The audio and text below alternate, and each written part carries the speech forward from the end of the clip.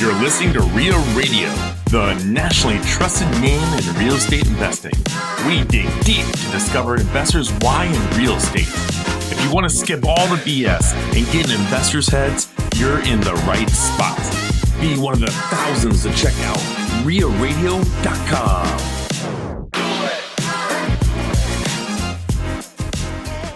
I could always look at something and see what it could be, not what it was, which I'm bad about seeing a piece of furniture on the side of the road and going, oh my God, that could be gorgeous, and grabbing it. If I'm buying a house and it needs a lot of work, I got to make sure it's in the right neighborhood, the right school district, and it's the right stuff, not the foundation that's all torn up, not the bad stuff. It's got to be the stuff I can fix. This episode is brought to you by PropStream.com. PropStream is one of the most trusted real estate data software solutions. PropStream benefits all real estate professionals. You can find properties and contact homeowners on the go with PropStream's mobile app.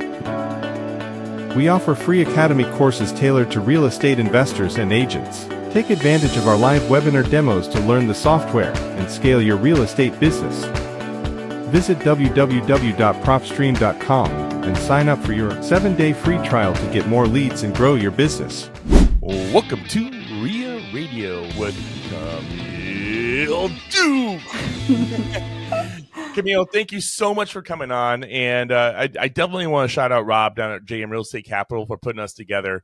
But I know that this has been a little challenging to get us together today because you've dealt with some crazy weather the last month and a half down in Florida, right?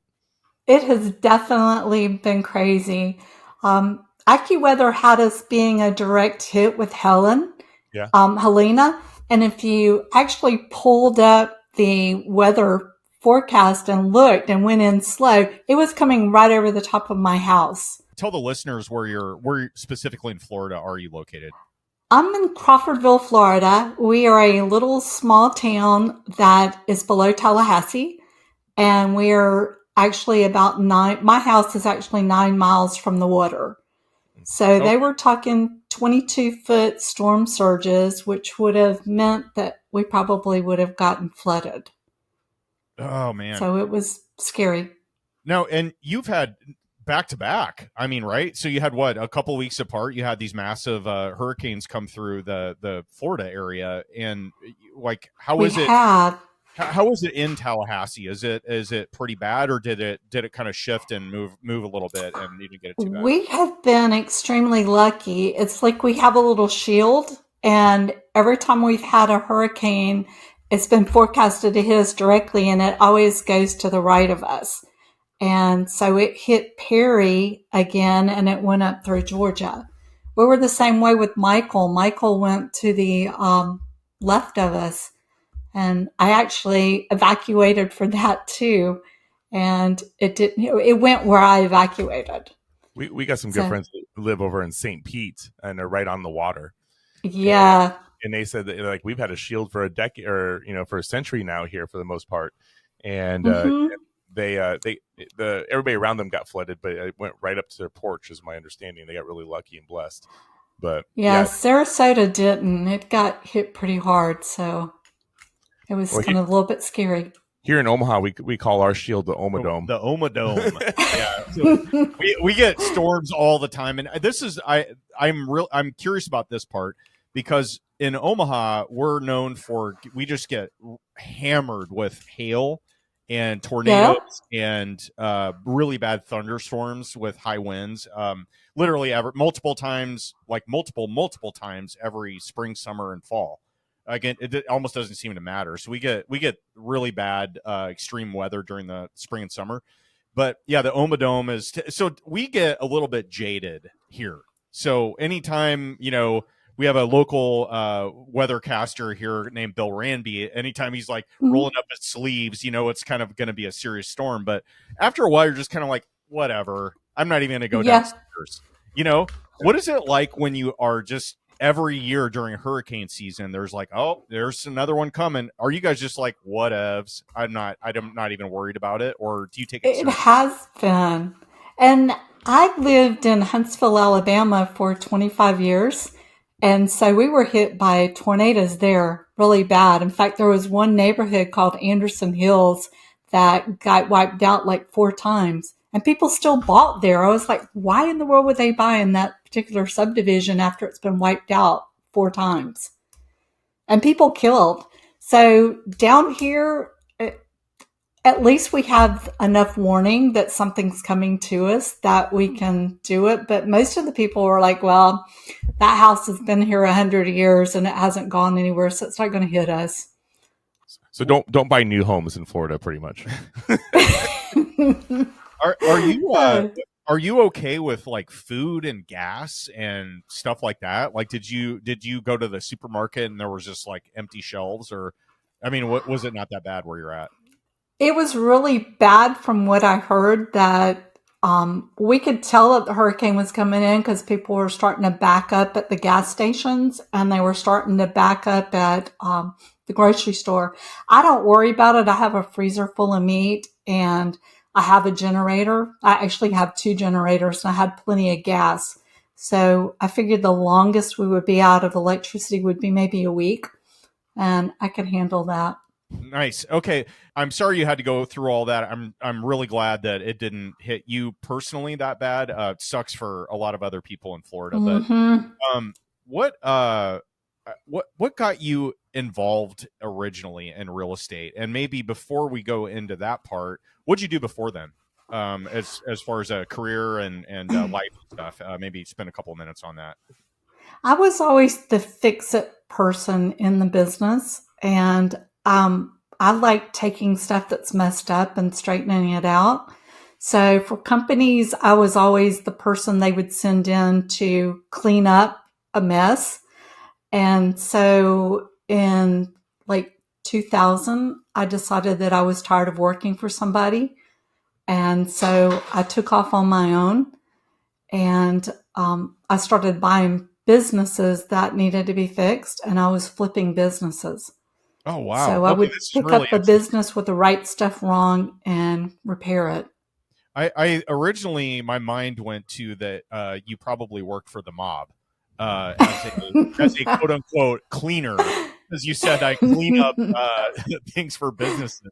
So not wink, right? So you didn't go in the direction. Okay, that's good. Okay, this is really interesting. So let's talk about buying businesses, and maybe if you could dig into that, like what gave you even the idea to kind of look at that as an option? Well, I did a lot of business. I would come in and look at what they were doing when I was an employee, and then I would spend massive. I was like a phenomenal employee because I would work long hours fixing everything and cleaning stuff up. It was like, I'm doing this. And one particular job, I worked for the National Speleological Society, which is caving.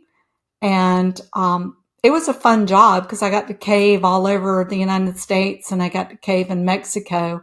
So I had a lot of fun with that. But the office, which was actually on Cave Avenue, there was a tree that was right. I looked out the window at this tree and I watched it gain its leaves and lose its leaves, gain its leaves and lose its leaves. And I was like, I can't do this anymore. It's driving me crazy. So I just quit after I got them all straightened out. I gave my notice. I gave like a month's notice. I actually went back and worked for them a couple of times as a volunteer to when the person that took my place got pregnant and went on leave. And so I went out and I decided that I was going to go into my own business, and I bought a gym, and then I bought a second gym, and then I bought a laundromat, and then I bought a tanning salon, and then I went to a Get Motivated seminar, and that got me into real estate. Did you own all these simultaneously?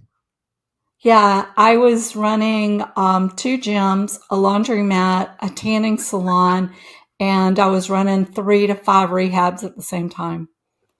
So it was we can't complain anymore. Wow. I had staff. I had people that worked for me, so that helped out.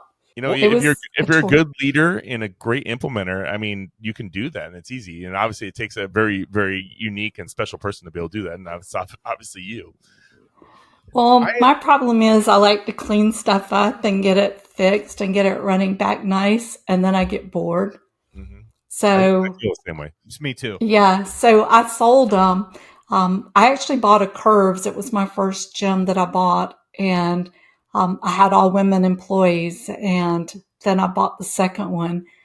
And after that, I was like, when I sold it to the guy that I sold it to, I told him that if any of his male friends said that they were having a hard time keeping their wife happy, he could tell them that no matter what, he had like 600 to 700 women he was trying to keep happy. There was no way that he could keep them happy.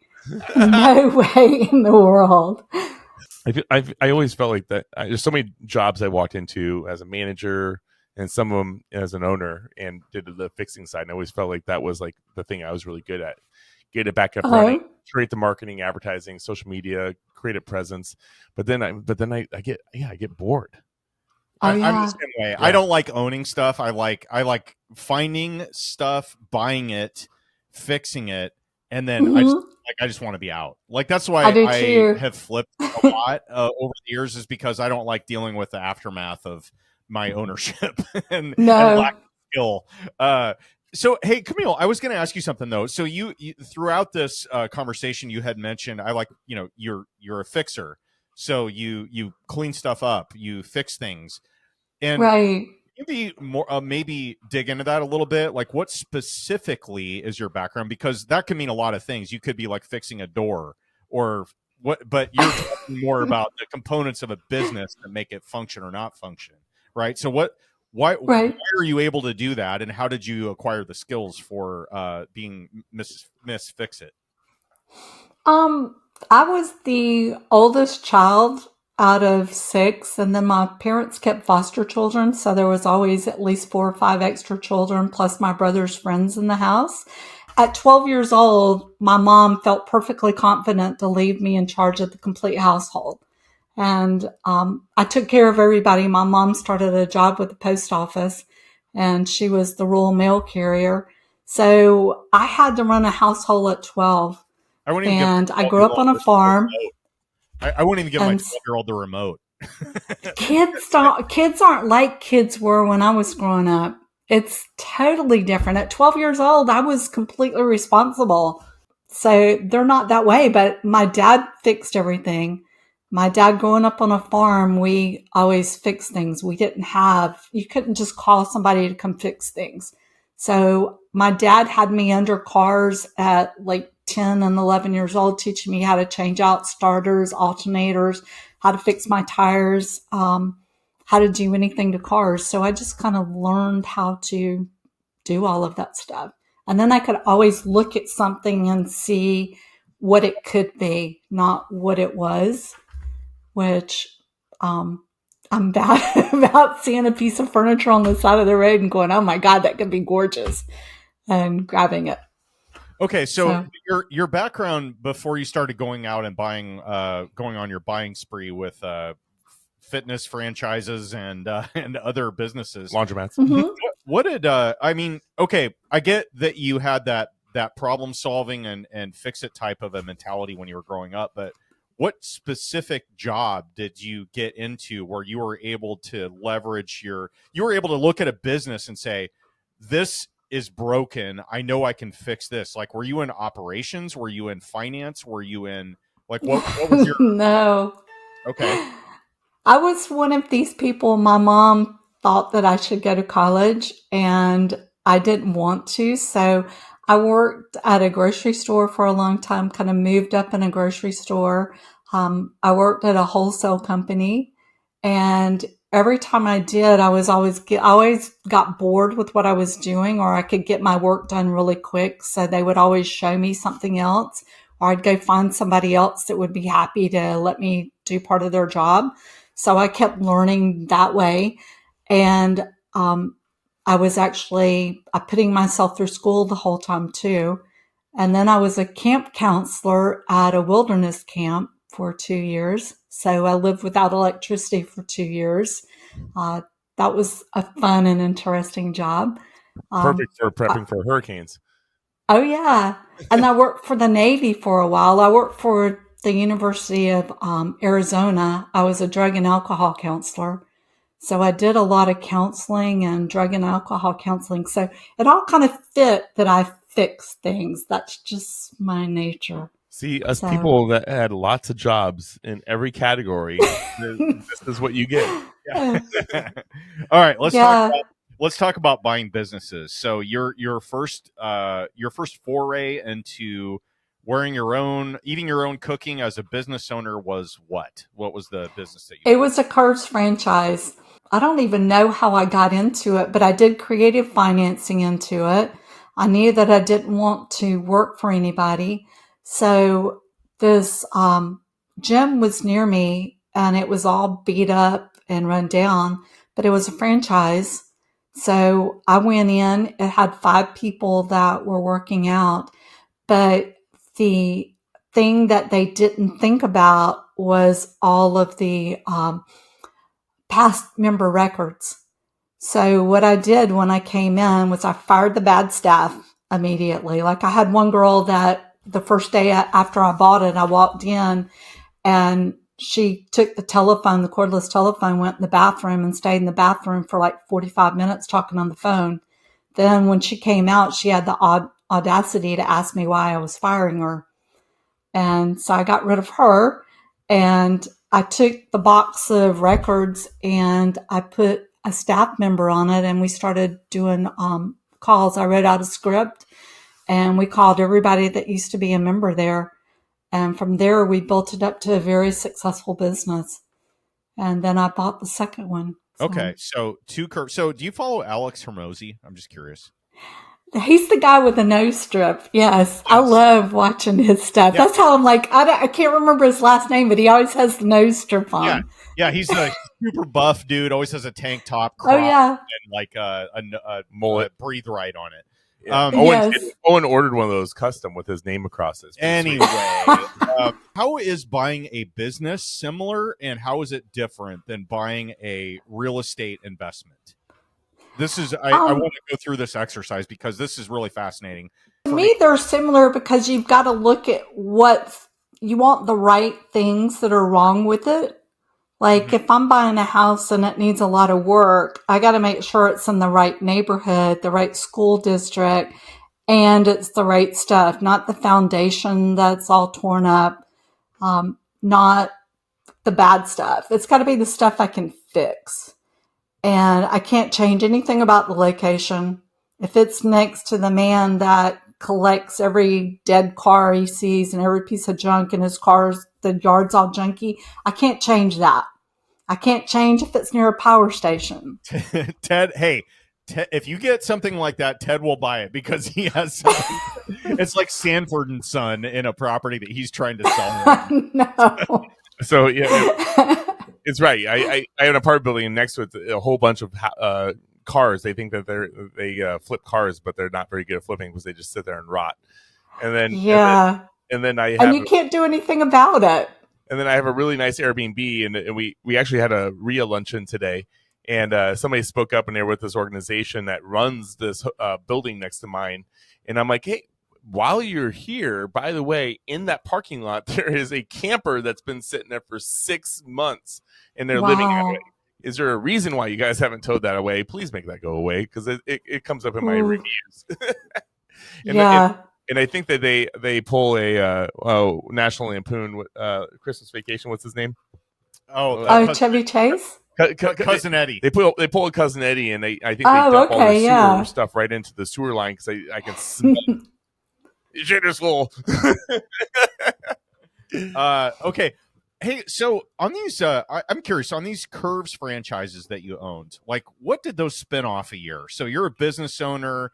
Your idea is I'm going to buy a couple of these and I'm going to hire a manager. I would assume that's what happened, right? You hired, you weren't in there every day. No. You hired a manager to help turn the business around. You had the good idea of basically doing cold, like you're reviewing cold files of former members, similar to expired listings. I would make an analogy there, right? So you're digging through like who's been here before. This place is obviously run down. So it hasn't been managed well. You took over and you said, Right. I think we have some low-hanging fruit here with former customers. Be like, hey, good news. We new management. We're hiring new staff. It's going to be great.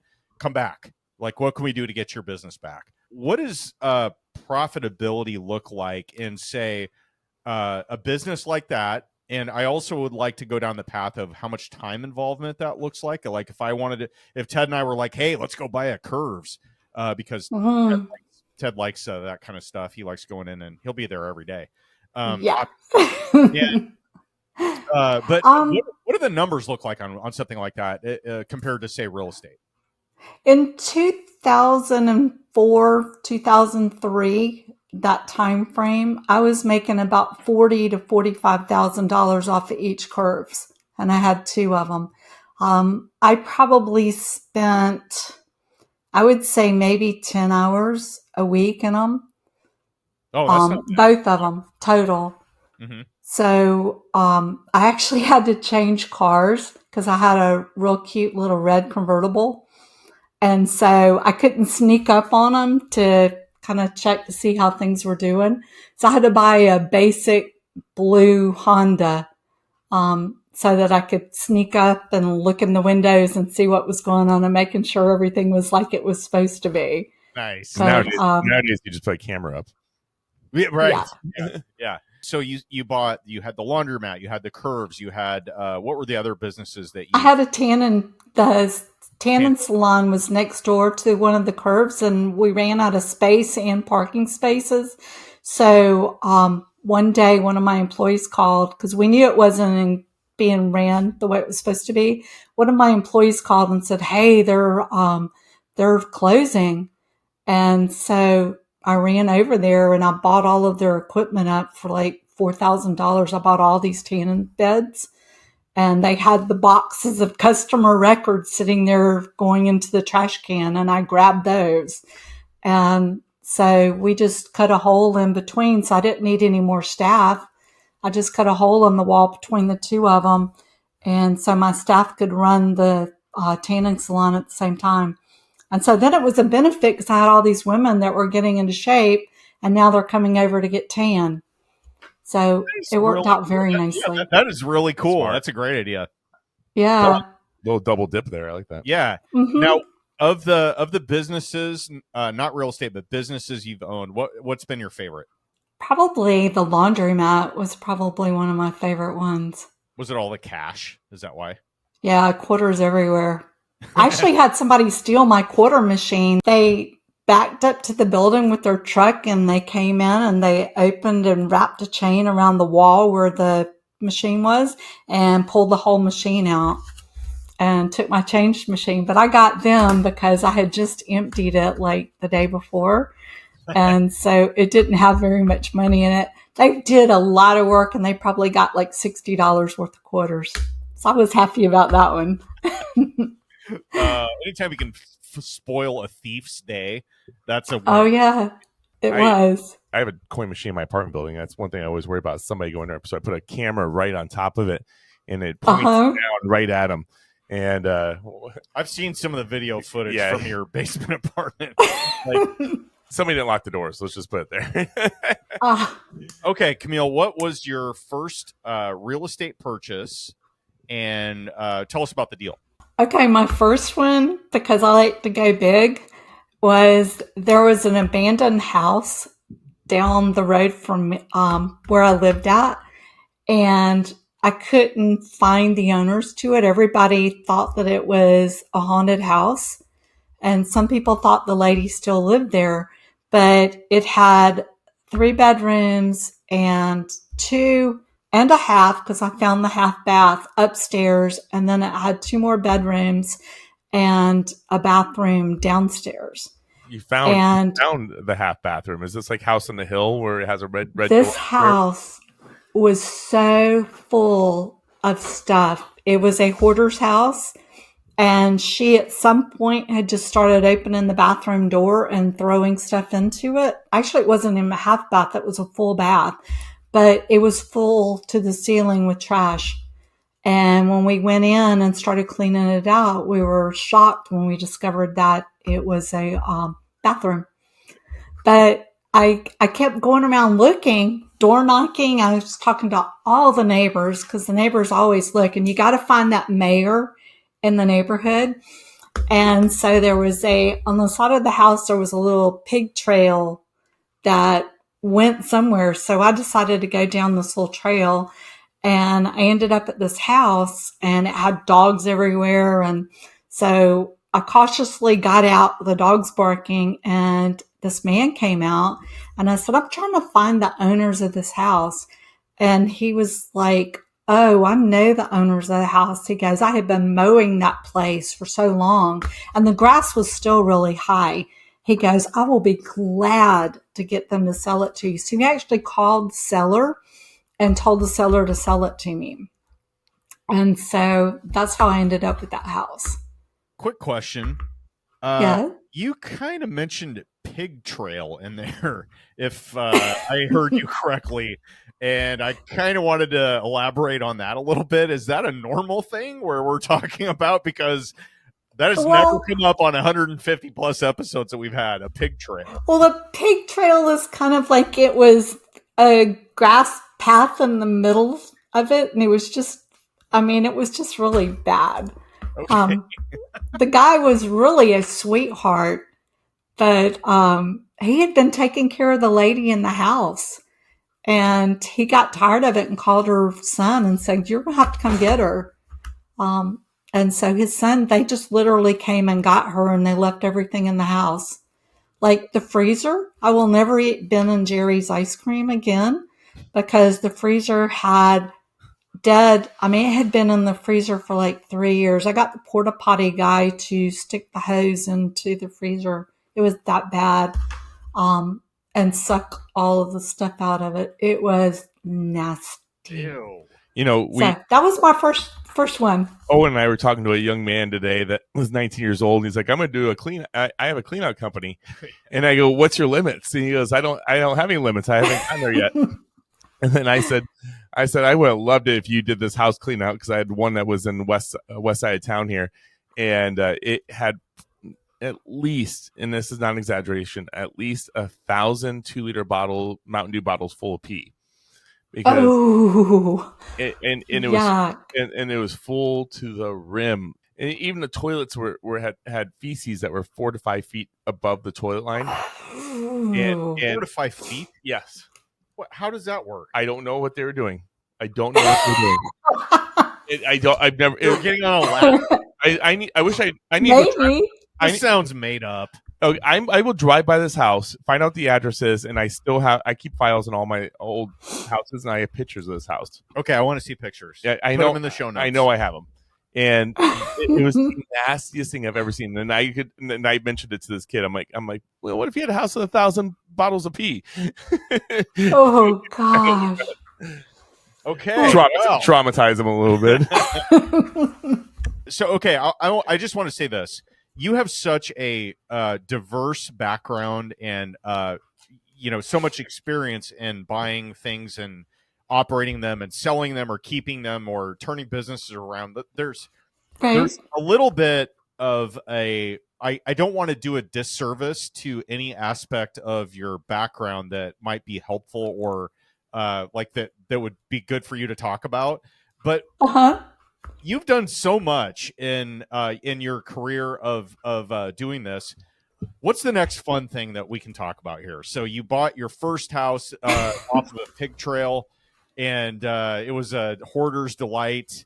It was a hoarder's delight. Like, give us maybe just lay out what happened next. You guys make hoarders sound that was my horror house. Hoarders was like makes it sound like you're saying something that is positive. No, this house was like a nightmare because once I got it cleaned up and we got it ready to go, the first person, one of the families that came to look at it was considering buying it. They got in a fight in the driveway, and she dragged him all the way down the driveway with him hanging out of the car. So needless to say, they didn't buy it. And then the next people, I ended up lease optioning it, and the guy put $15,000 down. He lived there for a year. to renew his lease, he had to put another $10,000 down. He renewed it, and then the third year he left. So I got the house back, and that was the lease option. So I ended up selling it. But that guy's wife was crazy. The guy that lived on the pig trail was also a pilot. He ended up crashing his airplane because he had an airstrip right by the house. So it was like the weird house. But I don't flip anymore because it was so weird. But I made my money back on it. And that was back when I actually would get loans. You could actually get loans. I actually got approved for a loan standing in the parking lot of my laundromat, because that was back when the Ninja loans were like real popular. So pre 2006. Yeah. Yeah. Yeah. So speaking of that time frame, move forward a little bit. I mean, now you're getting in time where the economy starts crashing, and you're starting into probably the time of short sales. Was that something that you were going down as the short sale market? I used to do short sales. Now what we're looking for, we went in and bought new houses. So most of our inventory is new houses now. But what we're looking for is houses that are a few years old that the owners bought like 2 years ago, 3 years ago, and now they have to move and they have no equity in them and they can't sell them. So now that's the market we look to, is the subject to. So we pick them up subject to, and then I'm looking to lease option them back out. Now, I do the rent to own. For people listening that don't know subject twos and lease options, can you give us a brief description of what those are? Okay, on the subject twos, I look for people that have good mortgages.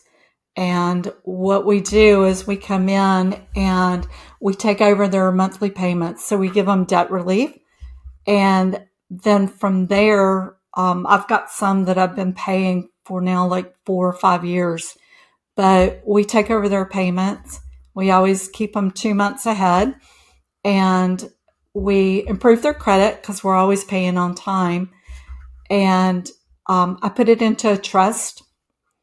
And then we assign the beneficial interest over to us, so we don't have to worry about the St. Germain's Act and them calling the due. So that's how I work on that. Okay, you said something like the St. Germain Act? Oh, okay. What I do, St. Germain Act is with trust. Part of it is the trust. And if we take it in a trust, you can put your property into a trust as estate planning, and they can't call the loan due if it's in a trust. So we put them into a trust, and then we have them assign the beneficial interest over to us, and then we make the payments. And I've had some that we've been doing 5 years. I've had some 4 years. We just take over their payments, and then I look for a long-term tenant, or I do a rent to own with them so that I have somebody in there taking care of them. What's it like when you're going out meeting with a seller? I would assume that these are not MLS listings, right? You're not going out writing offers with an agent that's subject to, right? Because you can't tell a story. I try not to do them with subject to. I have my broker's license. I'm not a real estate agent. I don't go out and solicit listings. I don't go out and hunt for buyers. But I do advertise that we will buy your house. And I have a pink Jeep that has we buy houses, we rent houses. People will see my signs and then they'll call and say that, we're in trouble, or we'll go through and start looking at houses that might be on the MLS that are empty, that have been on the MLS for a couple of months. And we come in that way. But I'm always looking for somebody that for some reason or another, they got a divorce, they had to relocate, and they can't make 2 payments where they're at. They can't keep up with their payments. They don't want to mess their credit up either. And those are the ones that we target. Okay, let's do a thought experiment here. So you find a house that the sellers of it now. They have it listed for sale, or maybe they called you or somehow got, you are involved now, and they've owned the home for 3 years. They have, let's call it little to no equity in it. Why would you buy it? Right. Like, why would you buy it as a real estate investor if there's no equity in it? It's just basically you're taking over a payment, but if I'm taking over their interest rate, if they've got a low interest rate of 3%, because we just took over one that's 3.5% interest, and the payments on it are like I think they're $903 a month, and I can rent it out for $1,600 a month. So I take the spread on it. I have another one that we've had 4 years now that the payments on it were like $900, and we're getting $2,400 a month rent on it. So I take That's the like spread. right there. Well, and you've got to think that the houses that I bought for like 197, 193 back in 2019, those houses are worth $350 now here easily any day. So as long as I can put somebody in them, and I pick my criteria are 3 to 4 bedrooms, 2 to 3 or more baths with a 2-car garage, 1,600 square feet, and a nice subdivision with good schools. And that's my criteria. That is our buying criteria right now. Now, when I first started, my criteria was anything that was a house. Now it's, I have my specifics of what we look for. Sounds like Owen's dating life when he was when he was younger. Yeah, whatever. No, I'm just curious, when you're going out and when you're going on these appointments and you find a house and you're like, this might make sense, and you start asking questions of the owner, like, do you find that they're defensive about that? If you start digging into like, how much do you owe on the house? What's your interest rate or whatever? Are they kind of like, wait a minute, why are you asking this? Or is it generally they're receptive, or is it completely case by case? Okay, before I go into their house, I pretty much know everything, like almost like the color of their underwear before I go into the house, because I've done my research. I figured out how much they owe, when they got their loan, what the interest rates were at that time period, how much they have left on their loans. So when I go in, and I just sit down and talk to them. What's going to happen if you don't sell this house? You're moving and you've got this other house. You've got to pay for a house where you're moving to. And so let's come in and let's sit down and let's figure out a solution for you. If you were to sell it the traditional way, you're going to have to pay closing costs. You're going to have to pay a realtor's fee. It'll sit empty for 3 or 4 more months, and you're not going to be able to sell it. You've got to pay for the lawn to be mowed, the electricity, the insurance. Let's figure out a solution, and I can put somebody in there that's going to make the payments, and I can work with them until they can get their own financing. That might be 2 years from now. That might be 6 years from now. But you're not making that payment right now, and you're not going to mess up your credit. So when you get ready to buy a house in a few years, you'll be able to buy a house in a few years. Okay, so how do you know all that information before you're going out on this appointment? That was the first thing that came to my mind. Because I do my research. Like, but how? Like, if I'm a new investor and I'm like, Camille sounds awesome, I want to do exactly what she does, but not in Tallahassee. Yeah. Do it in Omaha or some other community. How do you get that information? This sounds really valuable. Like, how do you know all that? Well, it depends. In Florida, we have great public records. So I can go through and look up on our public records. I've got 4 or 5 websites. Like, I look up the permits to see how old the roof is. I go through all of that. Now, in other states, it's going to be a little bit more challenging, and you might have to buy those records, or you might have to just sit down and let's have a come to Jesus talk about what's going on. Now, how are we going to solve this problem? Are the public records that you have available to you in your neck of the woods, are they telling you, like, can you just log, or can you get on their website and it'll say, They took out a $197,000 mortgage in 2022, and they had a 3.5% interest rate, and they put this much down. It doesn't tell me the interest rate, but it tells me how much their loan was. And then I go and I Google and I say, what were the interest rates on March of 2023?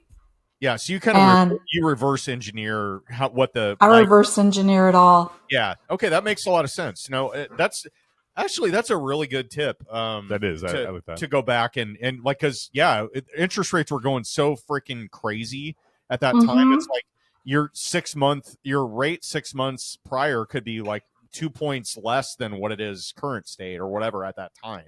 Right? Oh yeah. Yeah, I like that. Okay, so and also I look to see like how much did they put down. Okay, they paid $309 for that house and their loans for $309. So they got a VA loan and they put nothing down. Smart. So then I know they don't have any equity, so they can't sell it. They can't afford a realtor's fees. So you're looking at permits, you're looking at loan amount, you're looking at down payments. What else are you looking at? And I also look on public record too. So I look on public record to see if there's anything that's coming up. Maybe they had an IRS lien, or maybe they got a divorce, or maybe there was a death in the family. So do they have a lot of credit cards, or the credit cards coming after them? So I look to see any kind of judgments, so I know where I'm coming into and what's going on in their life. So by the time I meet with them, I have a pretty good idea of what's going on in their life. And you can gear a conversation specifically to what you already know they need. And you've done, you've done this long enough. But I don't go in there and just like blab what their needs are. I go in there and coax it out. You schmooze. You're making conversations, but you're asking leading questions. Right. It's kind of like going into a podcast with 2 pages of notes on somebody and asking them, as opposed to just a random person sitting down in front of you and you're trying to figure out who they are, what they did, why you're sitting there, and all that. Right? It's a good analogy. Right. Thanks. I've been working on it. Okay, so this is awesome. Like this, I've never heard this approach before, and I like the cross-referencing with the date they bought it, how much their loan amount was. That'll tell you how much they put down. If they got 100% financing, it's likely a VA loan. That's genius. Really smart stuff. And then you're doing even more advanced stuff than that, because you're taking over payments on a property, and then on the back end of that, you're selling it to a tenant buyer in a lease option or rent to own situation. Like, there's a whole bunch of creative like stuff here. I mean, this is gold. I live to be creative. Yeah. I don't fit into the standard mold. I love this because you started with businesses, which are way more complicated than just buying a property or like a house. Like, you kind of took the approach of everything is figure outable and said, I'm going to do all this stuff. And then you had an opportunity off the quote unquote pig trail to buy a house and do something with it. And then you're doing like subject to, you're selling on lease options and whatever. Have you ever just done like a deal where you bought it off, the MLS like normal people? Or is that just totally not your bag? I've got a whole bunch of them. And then when I had to do all the paperwork, when my partner and I sat down and did the paperwork with the bank, they were like, you can't do this. And it was like, yeah, we can, because I had a loan that we got 0% interest. So owner financing at 0% interest. And then we had other ones that were subject to, and they're like, you can't do this. And we're like, no, I guess not. Because, I've got them. I've had them in my portfolio for quite some time. So how did you find a 0% interest home loan? I've never heard of it. They needed to sell this place, and so the deal was came to her and said, okay, if you'll do owner finance. And she was like, fine, I'll do owner finance. And then it was like, I will give you, what did we do? 100 payments at $800 a month for 100 months. And she wanted $80,000 for it. So she was like, yeah, I'll do that. So then the next time when she had something for sale, she goes, but I do want a little dab of interest this time.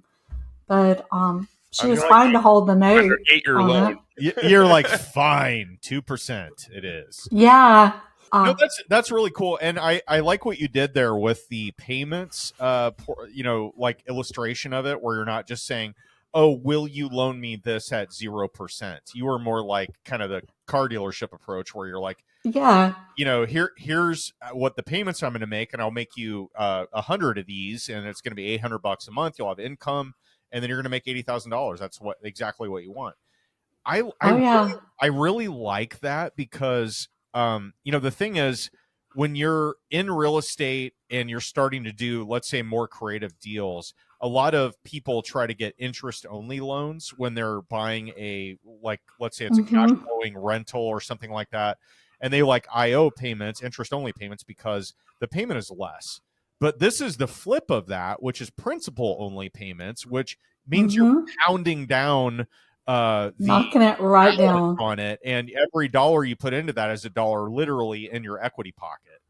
I really like that approach, and you kind of back into that whole loan arrangement with him by describing it in a way where it's payments versus the actual just price, and the fact that you're not giving them an interest payment or an interest rate on it. It's just 0%, so it's all principal. Right. Genius. Yeah. You're blowing his mind. He's like, I need a female version. Well, the bank didn't like it. The bank was like, you can't do that. It's like, and then the attorney was like, you can't do it. We had to train the attorney on how we do stuff. Yeah, and you're like, because no, you can't do that. I can do that. Like I can do that. Yeah.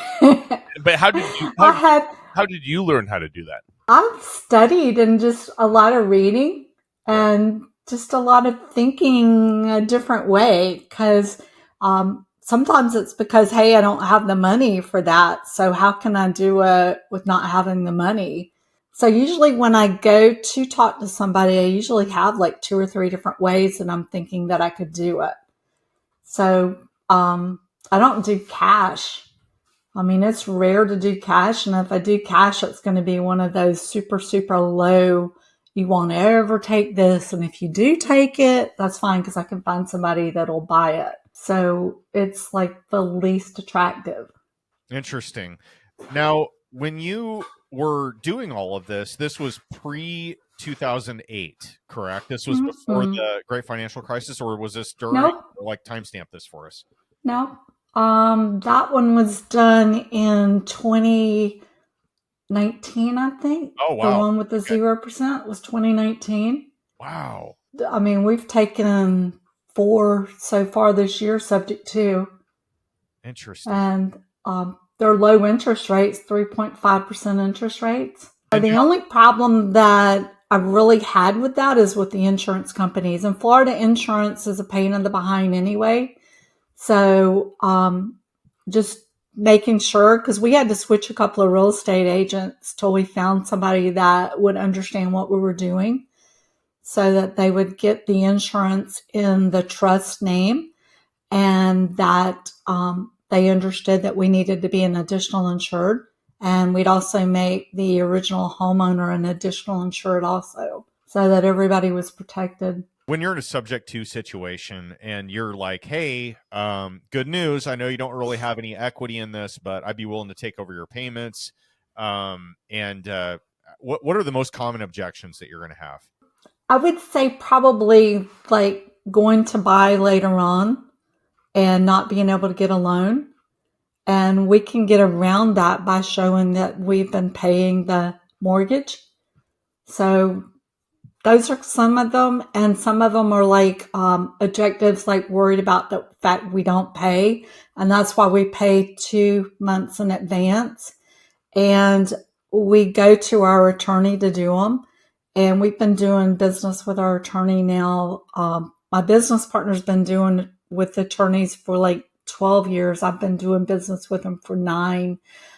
They know, and they know that we always pay. We've never had any trouble on all the transactions that we've done. So when we go in there and we walk into the office and the person at the front desk calls us by name, all the attorneys walk by and wave at us, then we've got a lot of credibility. And we can also give, testimonials too. So I always say it's important to do your testimonials. I tell the new people that might want to do it that you've got to be really careful about doing it. You've got to know that you can carry it. Make sure that you have the money in the bank, because you could really hurt somebody if you don't do it right. Yeah. Now, Right. and you also mentioned, I think, that you when you take down a property, so you own it subject to, you're taking over somebody else's loan payment. Maybe they don't have a ton of equity, but the benefit is they have a super low interest rate. So the dollars that you're putting in to pay the mortgage, a lot larger percentage of those are going toward the principal amount, and it's a lesser amount than it would be by far if you got the same loan today. Now, when you're going to sell these, you also mentioned that you like to do that on a lease option or rent to own basis. So you have Right. do you call them a tenant buyer? That you have somebody that comes along and you're like, hey, what Mhm. what does that look like? Maybe dig into that for a second, if you wouldn't mind. Okay. So I get a non-refundable option fee from them, and then they make their payments, and then they have up to 3 years. I work with them on getting their credit right so that they can finance this out. Sometimes they do, sometimes they don't. I try to make sure that they do. My object isn't for them not to. My object is for them to be able to buy it at some point. And if they need an extension, we can also do an extension with them so that they get a benefit and they get into a nice house, and we're working with them to teach them how to be homeowners. Our objective is at some point they can cash us out. Now, if I lived in a little bit better of a state than Florida where we could do agreement for deeds, I would do that, but our attorney kind of frowns on agreement for deeds. I don't want to our state is a hard to foreclose on state. So it could take 3 or 4 years to get somebody out if we had to foreclose on them. Which an agreement for deed, according to our attorneys, we'd have to foreclose on them to get them out. Is agreement for deed the same thing as contract for deed? Yeah, there's a bunch of different names that they call it. Like in our neck of the woods, we call them land contracts. That's the right term. So contract for deed or land contract, and yours is a little bit different, but same thing. I appreciate. We're at the bank, and I was kind of trying to figure out a way around that because I would love to be able to do it, but it's my understanding if the lease is longer than 5 years, that it becomes a sale and you have to pay taxes on it as if it was a sale, even if it was an installment sale. But I like to, work with them and try to get them settled into the house. And we make a profit because, of course, we move the price of the house up. It's just like a car lot. Buy here, pay here, car lot. The car is going to cost a lot more. And then so we can move the price up. Yeah, I was actually really curious about that. I was because in my head I'm like, why wouldn't you just sell it? Like, why not just list it and make whatever you're going to make on it, move on? Why mess around with somebody that's like, you took over somebody else's loan, now you got to trust somebody, a third party that you don't know, to pay that loan. Right. You're in the middle, and then it just seems, I don't know. To me, it just seems like you have a lot of potential for disaster on both sides. Like, why not just sell it? What do you see as the benefit out of that? Can you make more money that way, or what's make a lot more money that way, because if they I make cash flow in the middle. So if I'm buying it from somebody and they've got a low payment, let's say that their payment is $1,300 and I can get $23 from it, so I've got that split every month in cash flow. And then on top of that, we mark it up when we are going to do it. And then every year, if they don't cash us out or pop the top, then we increase the price of the house. So we have a built-in rent raise, and we have a built-in profit of the house going up. So I get the tax benefits, the appreciation, all of that write-off, depreciation, all of that during that time period. I've got somebody that's more invested in being a homeowner, so they're going to take better care of the house than just a tenant would. And there's stuff in our rental agreement that they do that, our rental agreement's not appliances, so I don't get calls about appliances needing repaired because the appliances are just an additional add-on. They get a discount or money put toward their purchase price for doing the small repairs, not the air conditioner or anything, but just small repairs. So I've got all of that built into it. So it's a lot more money than just buying and selling. And, sometimes they decide for some reason or another that they're not going to buy it and we get it back. If we know that they're, if they come to me and say, look, this happened and I can't buy it, a lot of times we'll give them some of their option back if they leave the house spotless in perfect condition. This is just kind of an observation, but Mm-hmm. you ever hear people talk about the bank takes the house back? You ever heard that? Oh, yeah. People throw that around all the time. A small part of me cringes a little bit whenever I hear that because the bank never owned your property. Never. Mm-hmm. And so when people say that bank took it back, and I'm like a kind of a grammar Nazi, I'm annoying and whatever, but Right. that's not right because the bank never had it in the first place. So they're not taking it back. They're just taking No. it. But in your case, you actually are taking it back because you had it originally. You leased it out for a fee and all that, and then you take it back. I like it. Ted, what do you got? Camille, what does your portfolio look like today? Like I know we've talked about everything you're doing, but like what exactly does it look like? We've got in control about 30 houses. So mainly subject to? No, we've got a lot that we bought. What we did was we bought them back before the prices started going up. Yep. Back in 2018, 2017, 2018, 2019. At that time, we bought them at 4.5% to 5% interest. And then when the interest dropped really low, the prices of the houses increased, which when the interest goes low, the prices increase. Well, whenever that happened, we refinanced out. And then we had a lot of extra money that we could go in and buy more houses with. So we refinanced out about $1 million and then we put it back into other houses. And it didn't change the payments of the houses.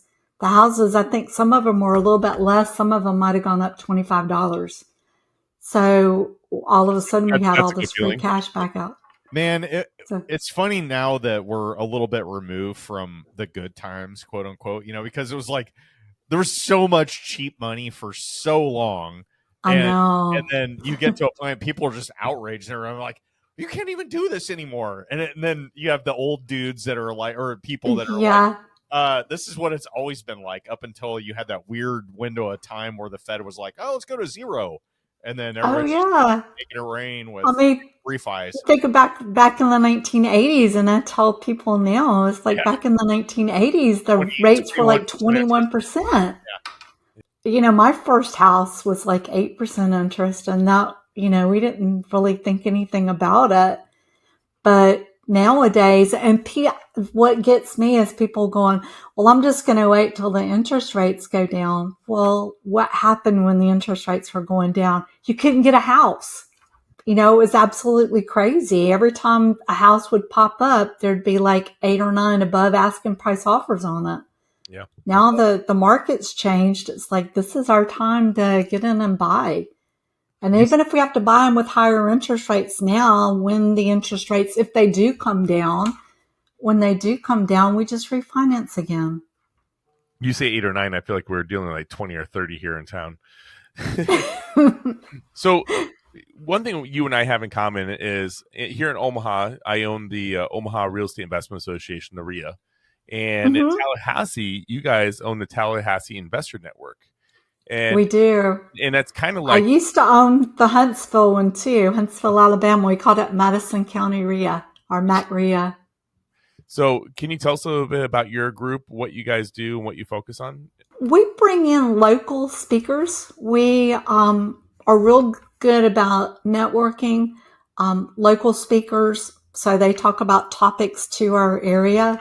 We don't do, in this group, we don't do like bringing in salespeople to So sell programs. No gurus. We are strictly, our attorneys come in and talk about the different things in the market. Our home inspector, our last month was our accountant came in and he talked about the FinCEN communist thing that's going on now. And then he talked about, he took what it looked like if you made $100K with a W-2 job versus $100K with in real estate earnings versus $100K if you were LLC or a corporation. He did a complete breakdown of what the taxes looked like, so you could see how much you got to actually keep of your money, however you did it. And then our home inspector came in and showed all these pictures of these houses in our area that he had done inspections on and what all he found. And even in brand new houses, you have to have a home inspection because there was stuff he found in brand new houses that was absolutely crazy. Can you tell us a little bit more about your network in general? Like, when do you guys meet? What kind of events are you guys throwing? And how much your membership is? What benefits you guys get when you join your group? Our membership is, we meet the first Monday of every month. And we actually meet, sorry, he's in the picture. We meet the first Monday of each month. Then we meet at 6:00, and then we have our networking first session, and then we have our guest speaker. And then our membership is like $200 a year. Mm-hmm. And people can pay and come as they, if they can pay and come, they pay $30 at the door, $25 pre at the door. And we actually have on our birthday, which is in August, we just celebrated 9 years. So we usually have a birthday party and we pay for the food at a local barbecue place. And then we do that for Christmas too. Our REIA isn't like a money maker type thing. It's Are you kidding me? well, I actually started it to get to know people because when I was in Huntsville, all of my friends were in the REIA, and it was great having all these friends that were real estate minded and thought like I did. And so when I came here, because I had to move back because my mom got sick, fatally ill, so I left everything up there and came here. And so I had to have a way to meet people. And the only way that I need to meet people is to start a REIA. And Tallahassee had one, but it never took off. And so everybody was like, oh, you can't do that. It'll fail. So we've celebrated 9 years now. Challenge accepted. Good for you. That's awesome. But that's how I made the best of friends. Yeah, I agree. So we have a section that we ask every guest, and it's about something that didn't go according to plan in your business, real estate investing, life in general, that we call Failing Forward. This Failing Forward is brought to you by Magic Door. Magic Door is the AI-powered property management platform designed to handle everything from the rent cycle to the vacancy and maintenance cycles. During the rent cycle, Magic Door collects rent, sends automatic reminders, deducts management fees, and distributes payments to owners. In the vacancy cycle, Magic Door streamlines listings, tenant applications, seamless multi-language communication, screening tenants, and converting applications into leases with one click. And for the maintenance cycle, Magic Door's AI handles everything, asking tenants key questions, assigning tasks to vendors, and scheduling repairs automatically without you getting involved. With no hidden fees, no onboarding costs, and seamless AI-powered automation, Magic Door takes care of the entire property management lifecycle so you can focus on what matters most. Oh, yeah. I have a big one on that one. Yeah. If you have something like that, we would love to hear about it. Well, when I was up in Huntsville, I had all my properties, everything. And they always say that you make your best real estate deals and your best deals when you don't have any money. Well, I sold everything there because I had to move here with my mom. That was 2013. And I grew up in a small country place. Our town is called Faceville, which is 2 churches and a little country store. And the little country store that I grew up in. That sounds like the town Owen's from. Yeah. pretty Yeah, much. everybody's like laughs at the name because it's Oh, like it's from Faceville. Faceville?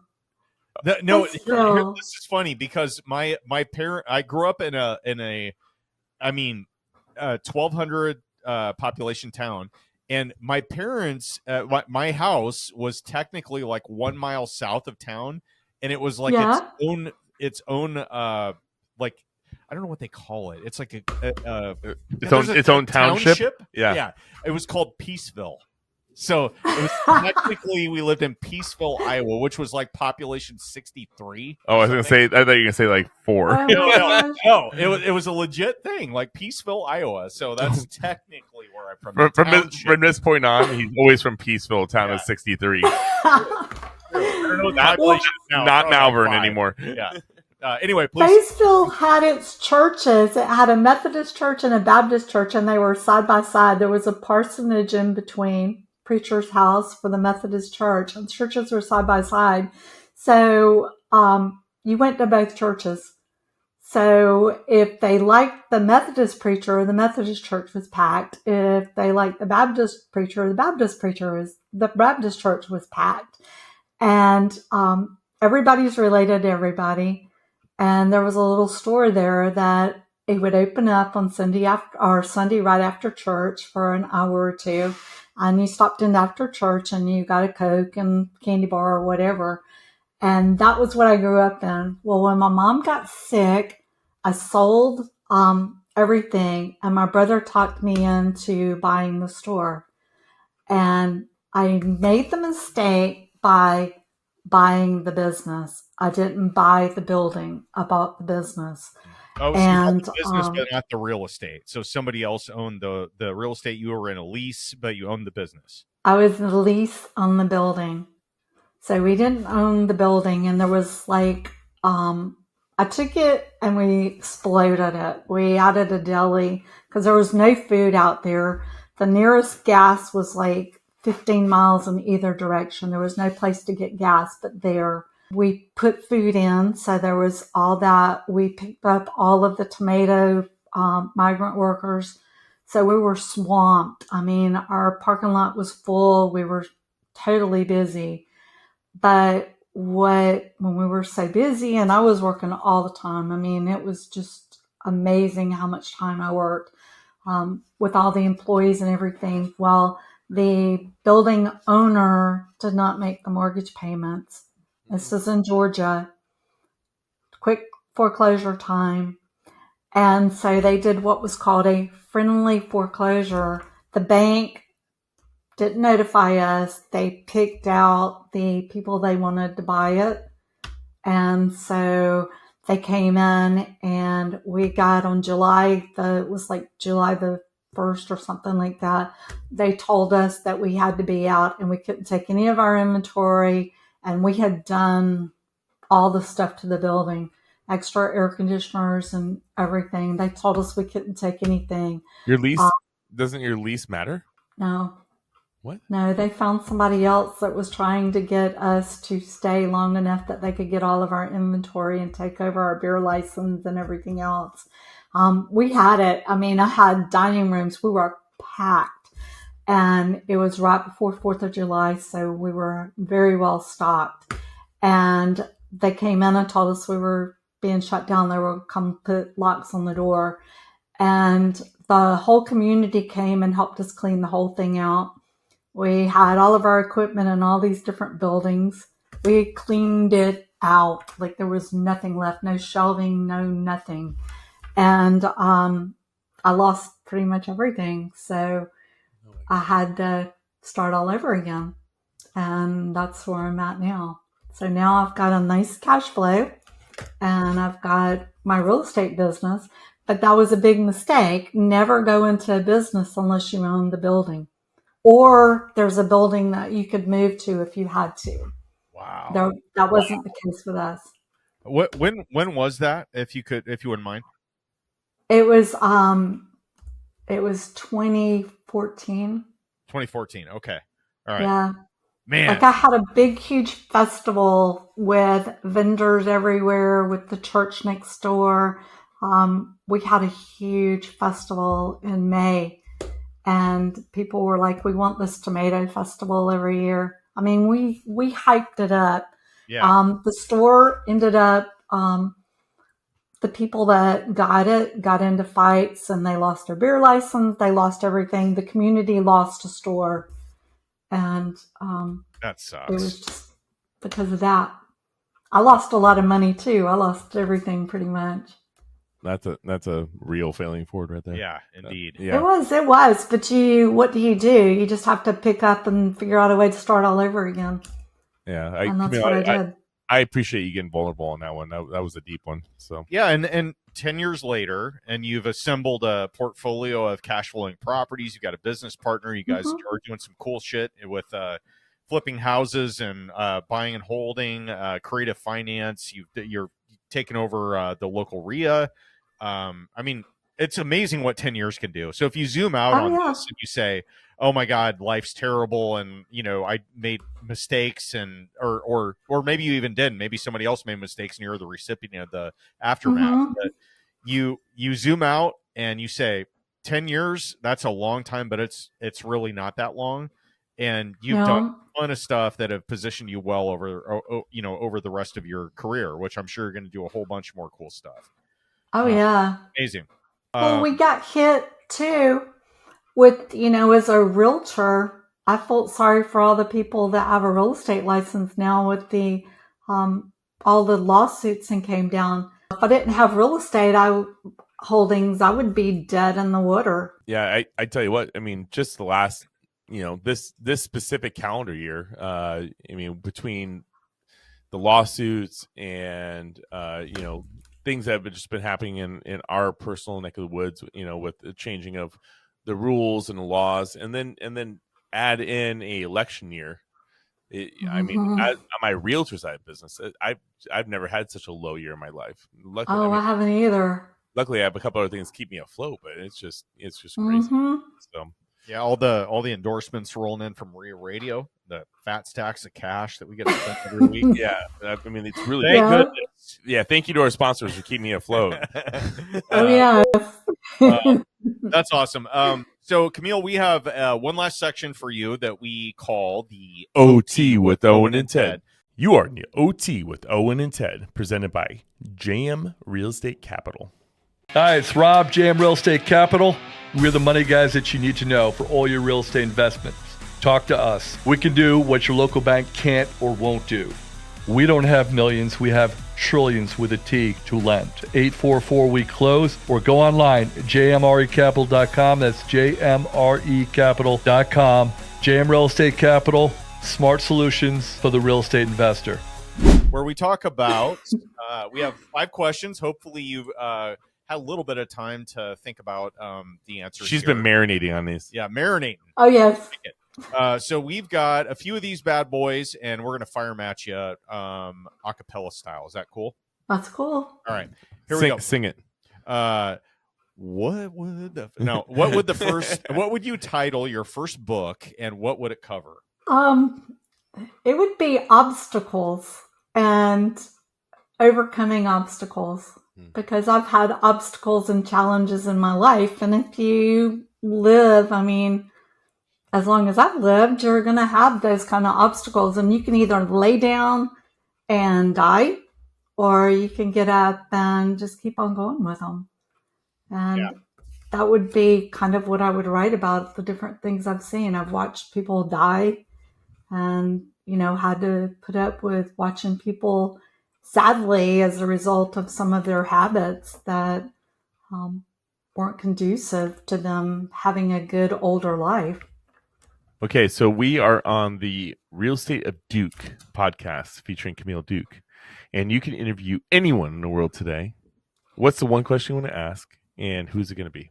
I like Cody Sanchez. I watch her on YouTube, and my one question I always wonder, because I know from buying businesses how much time it takes on the beginning, is how does she position herself to take over a business and be able to own that many businesses and not go absolutely crazy?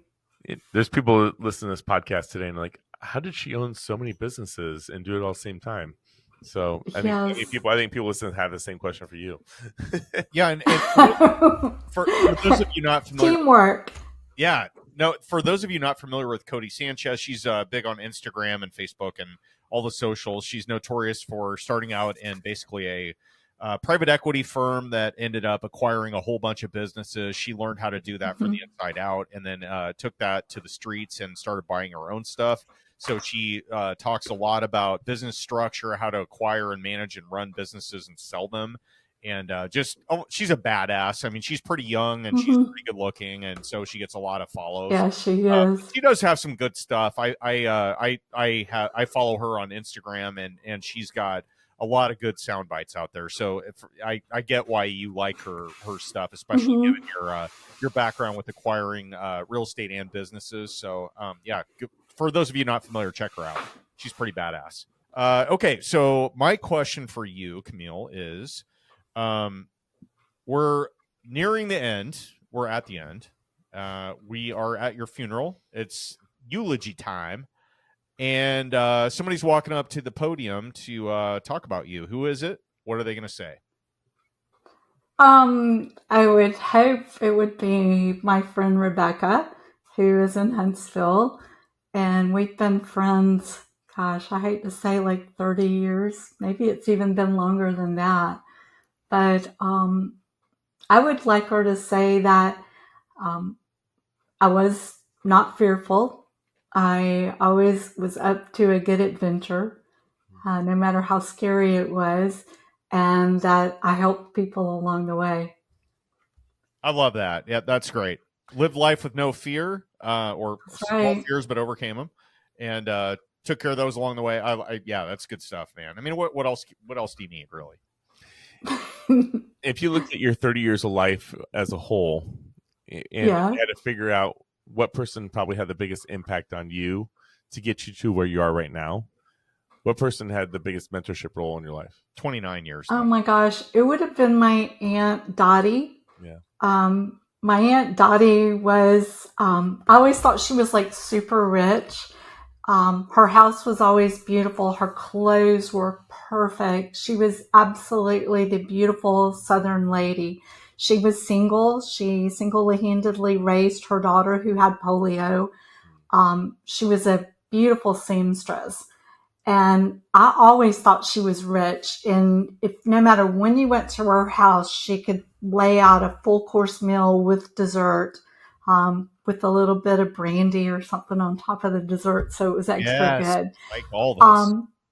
She taught me manners because I grew up like I said, I grew up on the farm. I was the oldest. I had all brothers and then 2 sisters after I moved out. So my mom and dad worked. My dad was on the farm plus whatever job he had or business that he had. So my parents didn't teach me the social graces and how to set tables and how to be gracious. And Dottie taught me all of that. And Dottie always used to tell me, and it sticks with me, a couple of things she always used to tell me was her phrase about eating a frog first thing in the morning so that you got the worst things over. And her other saying she had to me was, you're never going to have these large blocks of time. You have to figure out how to do things in like little 15-minute increments because you'll never sit down and have a solid 8 hours to work on something. So learn how to use those 15 minutes. Dottie reminds me of my grandmother. Oh, she was wonderful. She lived to be 94 and she was still out working in her rose garden. I just want to take a second and acknowledge what you just said about the whole 15-minute thing. I've never heard anybody say that before. That's actually very insightful. Like, oh yeah, it's so true nowadays with constant interruptions with not just life, because life has always been like this, but the technology involvement in our lives and the constant like dopamine addiction of checking your phone all the time. You literally are lucky if you have 15 minutes without interrupting yourself because of the need to check your phone or technology or whatever. Like that's a really, really, really insightful thing, actually. That's really cool. I like that. I'm gonna remember this.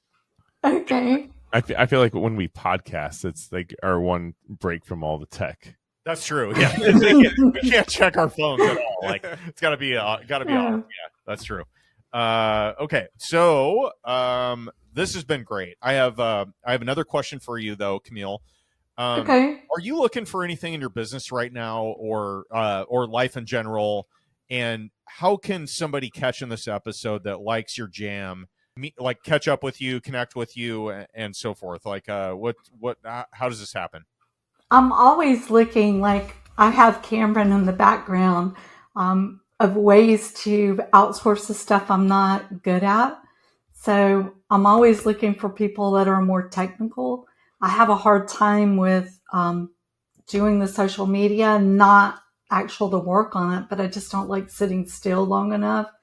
I like doing, and I don't want to be on the computer all that much. So it's outsourcing stuff. I'm on Facebook, Daisy Jane Duke, which was my childhood name. And they can reach me at my email, which is my name, Camille Duke 2020@gmail.com. Well, Camille, thank you so much. And thank you to Mark, also your business partner, for help putting this together. I know you guys are heading down to Atlanta to speak at the JM Real Estate Capital event. Yep, on the 22nd. Yep. So again, shout out to Rob for putting us together. Great conversations. And tell Mark, we'll definitely plan to get him on here in the next couple of weeks. Yeah. And that way we can just talk to him exclusively too. Please leave us a review on whatever format you listen to us. A 5-star review. 5-star only. Yeah. And 5-star, yeah. And share this amazing podcast with somebody else that you think would get something out of it, which we feel that there's lots of golden nuggets in this podcast episode. But with that, Owen Dashner, we see us out. On behalf of REIA Radio, Aiden Bear, and Ted Kosh, I'm Owen Dashner, and you've been listening to Camille, the Pig Trail Property Prospector. And signing off.